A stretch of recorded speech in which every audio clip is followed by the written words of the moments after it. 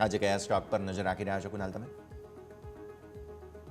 વેલ, બે સ્ટોક છે, બંનેમાં ખરીદારી કરીને ચાલવાની સલાહ છે. સૌથી પહેલા એપોલો ટાયર 519-520 પાસેનું ક્લોઝિંગ છે.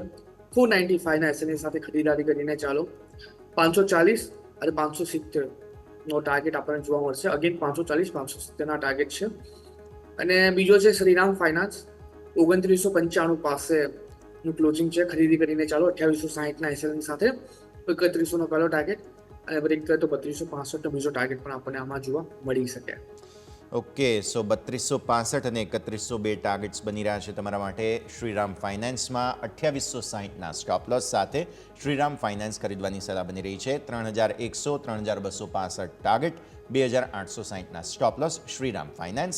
અને અપોલો ટાયર્સ ખરીદવાની સલાહ બની રહી છે 495ના સ્ટોપ લોસ સાથે. 540 અને 570ના ટાર્ગેટ તમને અહીંયા ખાસ બની રહ્યા છે. તો આ બે રેકમેન્ડેશન્સ આજે ખાસ નજરમાં રાખવાની રહેશે. શ્રીરામ ફાઇનાન્સ 3100-3265ના ટાર્ગેટ્સ તમારા માટે અને અપોલો ટાયર્સમાં 540-570ના ટાર્ગેટ્સ બની રહ્યા છે.